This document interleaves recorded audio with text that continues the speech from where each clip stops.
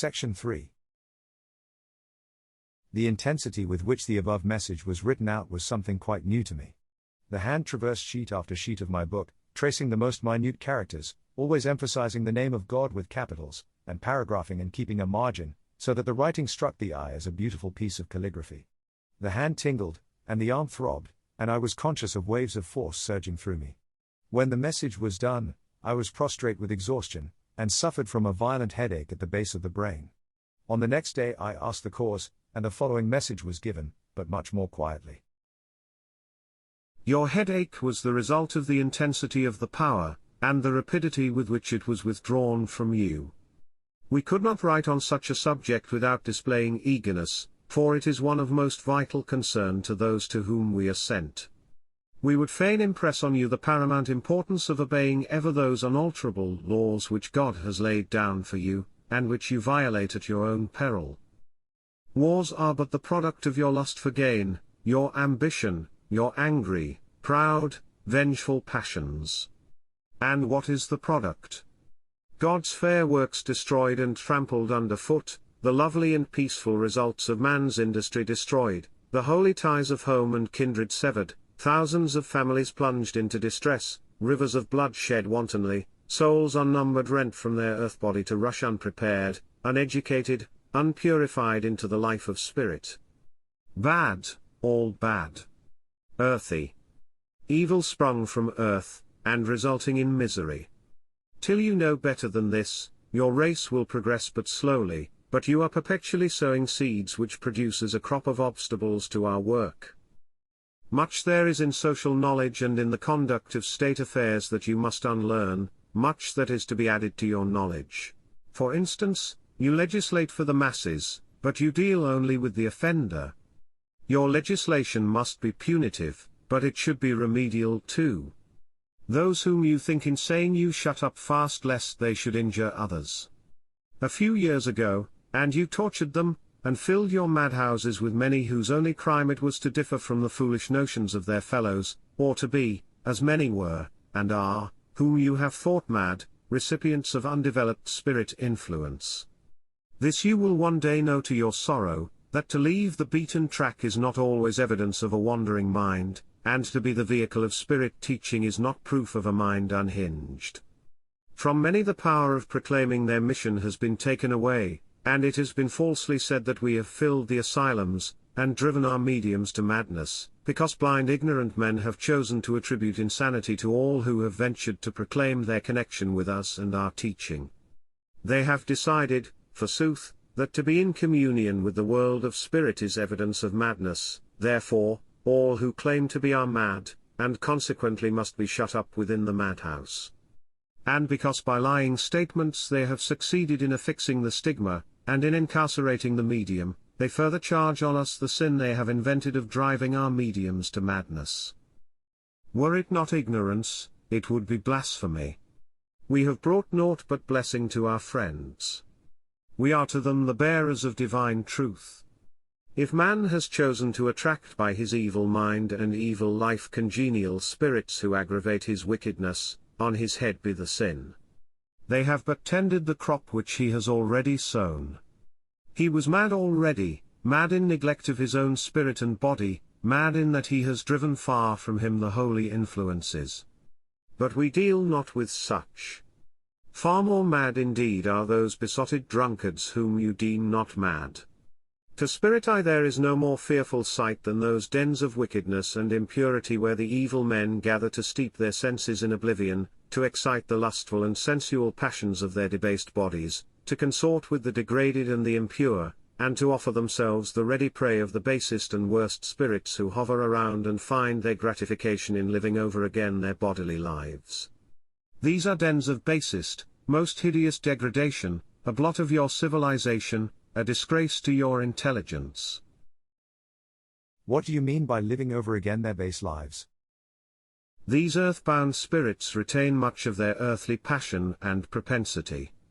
The cravings of the body are not extinct, though the power to gratify them is withdrawn. The drunkard retains his old thirst, but exaggerated, aggravated by the impossibility of slacking it.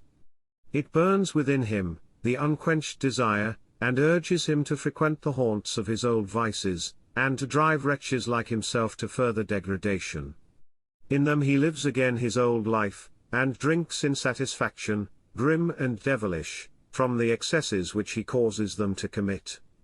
And so his vice perpetuates itself, and swells the crop of sin and sorrow.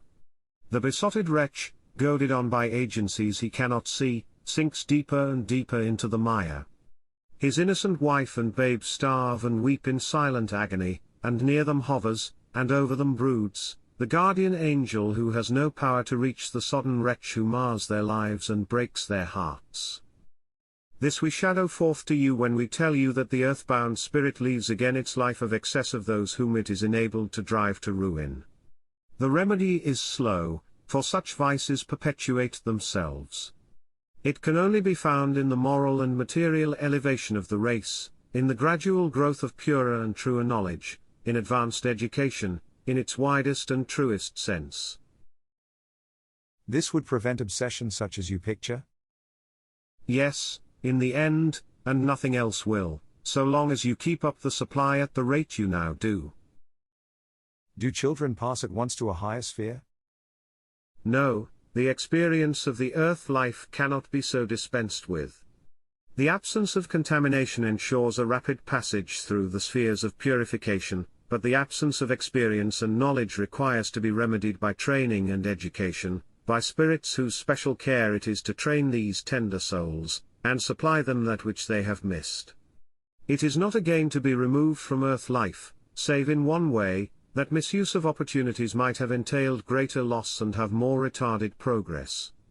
The soul that gains most is the soul that keeps ever before it the work that has been allotted to it, which has labored zealously for its own improvement and the benefit of its fellows, which has loved and served God, and has followed the guidance of its guardians.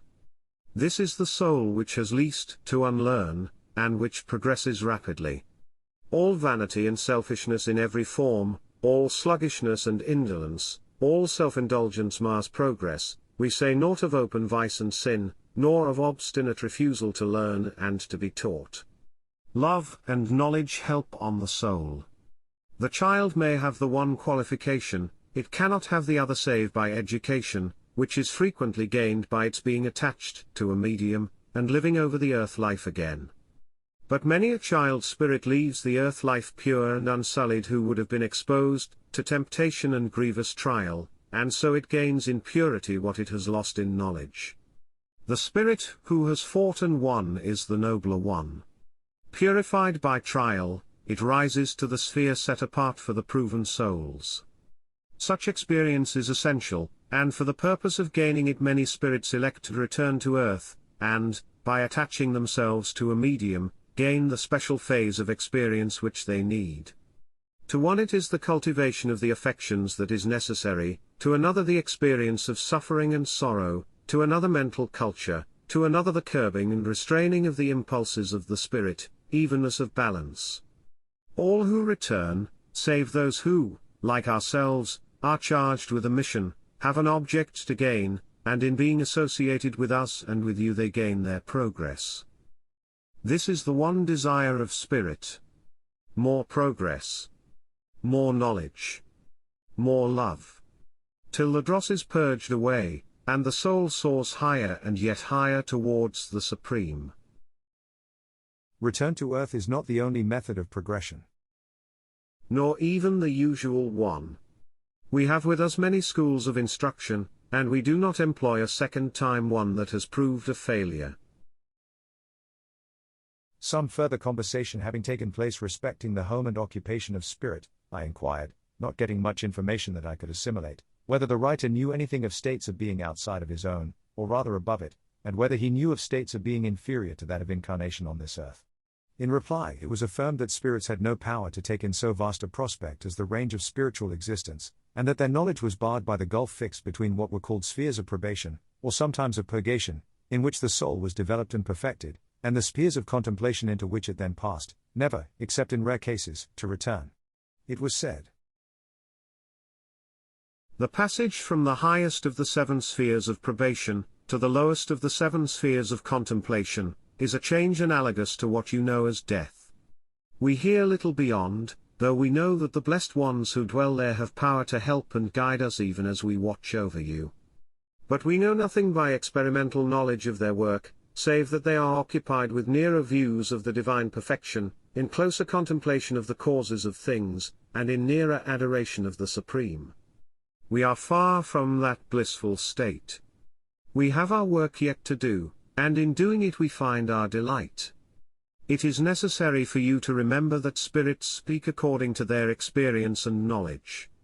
Some who are asked abstruse questions give replies according to the measure of their knowledge, and are in error. But do not, therefore, blame them.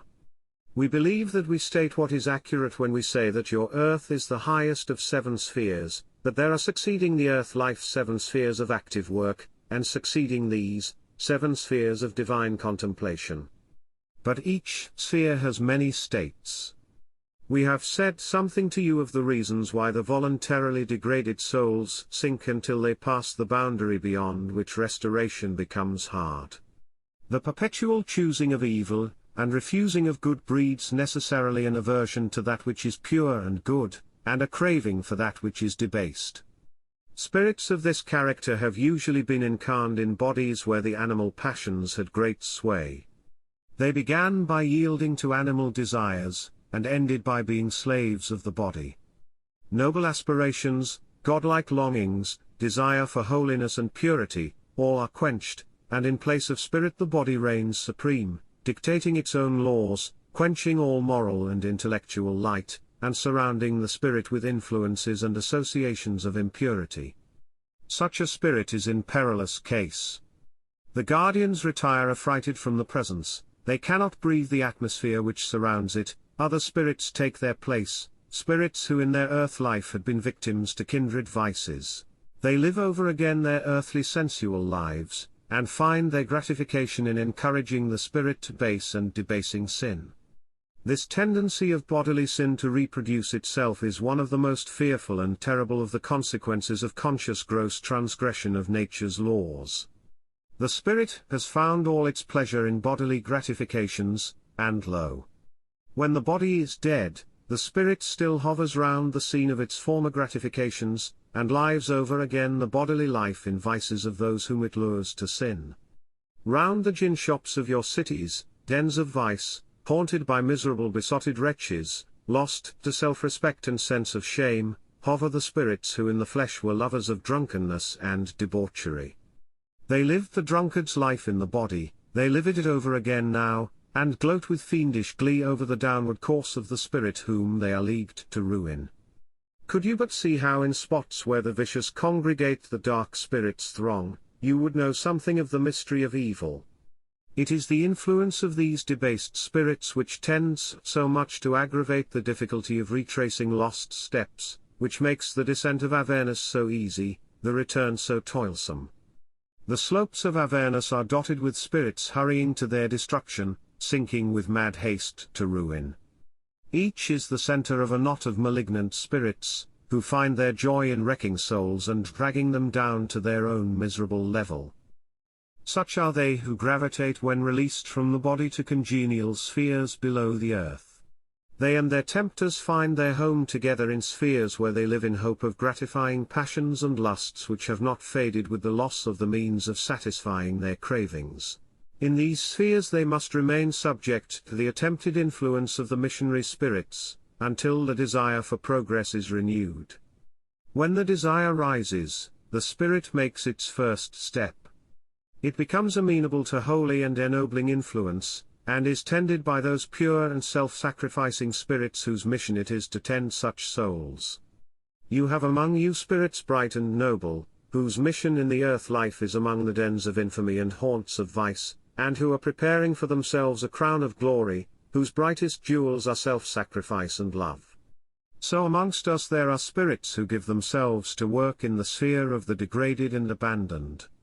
By their efforts many spirits rise, and when rescued from degradation, work out long and laborious purification in the probation spheres, where they are removed from influences for evil, and entrusted to the care of the pure and good. So desire for holiness is encouraged and the spirit is purified. Of the lower spheres we know little. We only know vaguely that there are separations made between degrees and sorts of vice. They that will not seek for anything that is good, that wallow in impurity and vice, sink lower and lower, until they lose conscious identity, and become practically extinct, so far as personal existence is concerned, so at least we believe. Alas! Alas! Sad and sorrowful is the thought. Mercifully, such cases are rare, and spring only from deliberate rejection by the soul of all that is good and ennobling. This is the sin unto death of which Jesus told his followers, the sin against the Holy Spirit of God of which you are told. The sin, viz. Of rejecting the influences of God's holy angel ministers, and of preferring the death of vice and impurity to the life of holiness and purity and love. It is the sin of exalting the animal to the extinction of the spiritual, of degrading even the corporeal, of cultivating sensual earthly lusts, of depraving even the lowest tastes, of reducing the human to the level of the lowest brute. In such the divine essence is quenched, the baser elements are fostered, forced, developed to undue excess. They gain absolute sway, they quench the spirit, and extinguish all desire for progress. The vice perpetuates itself, and drags the wretch who has yielded himself to the animal enjoyments further and further from the path of progress, until even the animal becomes vitiated and diseased, the unhealthily stimulated passions prey on themselves, and the voice of the spirit is heard no more. Down must the soul sink, down and yet down, further and further, until it is lost in fathomless obscurity. This is the unpardonable sin. Unpardonable, not because the Supreme will not pardon, but because the sinner chooses it to be so. Unpardonable, because pardon is impossible where sin is congenial, and penitence unfelt. Punishment is ever the immediate consequence of sin, it is of its essence, not arbitrarily meted out, but the inevitable result of the violation of law. The consequences of such transgression cannot be altogether averted, though they may be palliated by remorse, the effect of which is to breed a loathing for sin and a desire for good. This is the first step, the retracing of false steps, the undoing of error, and by consequence the creation in the spirit of another longing. The spiritual atmosphere is changed, and into it good angels enter readily, and aid the striving soul. It is isolated from evil agencies. Remorse and sorrow are fostered. The spirit becomes gentle and tender, amenable to influences of good. The hard, cold, repellent tone is gone, and the soul progresses. So the results of former sin are purged away, and the length and bitterness of punishment alleviated. This is true for all time. It was on this principle that we told you of the folly which dictates your dealings with the transgressors of your laws. Were we to deal with the offenders so, there would be no restoration, and the spheres of the depraved would be crowded with lost and ruined souls. But God is wiser, and we are his ministers.